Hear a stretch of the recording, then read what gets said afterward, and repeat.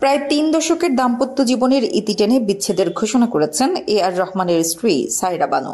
ভারতীয় সংবাদ মাধ্যম ইন্ডিয়া টুডেকে বিষয়টি নিশ্চিত করেন সায়রার আইনজীবী বন্দনা শাহ। মঙ্গলবার তিনি এই দম্পতির বিচ্ছেদের সিদ্ধান্তের কথা জানান। তাদের বিচ্ছেদ নিয়ে আনুষ্ঠানিক বিবৃতি প্রকাশ করেন। সেই বিবৃতিতে বলা হয়, বিয়ের বহু বছর পর স্বামী আর রহমানের সঙ্গে বিচ্ছেদের কঠিন সিদ্ধান্ত নিয়েছেন সায়রা বানু। তাদের সম্পর্কের মধ্যে মানসিক চাপের কারণে এই সিদ্ধান্ত নিয়েছেন তারা।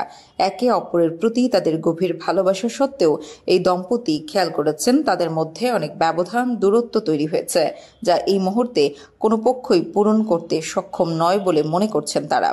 সায়রা বানু বলেন, এই সিদ্ধান্ত নেওয়া তার পক্ষে মোটেও সহজ ছিল না। অনেক ব্যথা ও যন্ত্রণা থেকে এই সিদ্ধান্ত নিয়েছেন তিনি। সায়রা বানু জানিয়েছেন, এই কঠিন সময়ে সবার কাছে গোপনীয়তা রক্ষার এবং তাদেরকে একান্তে ছেড়ে দেওয়ার অনুরোধ করেছেন। এর আগে এক সাক্ষাৎকারে আর রহমান জানিয়েছিলেন, স্ত্রী সায়রার সঙ্গে তার বেশ কিছু মতপার্থক্য রয়েছে, যদিও বিষয়টি তারা সামলে চলেন বলেও জানিয়েছিলেন তিনি।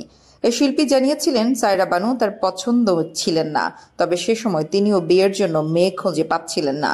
তাই এক প্রকার বাধ্য হয়ে সায়রা বানুকে বিয়ে করেছিলেন আর রহমান। সেই বিয়ের ২৯ বছর পর পথ চলা অবশেষে শেষ হলো। ১৯৯৫ সালে সায়রা বানুর সঙ্গে গাঁটছড়া বাঁধেন আর রহমান। তাদের ৩ সন্তান, খাদিজা, রহিমা ও আমিন।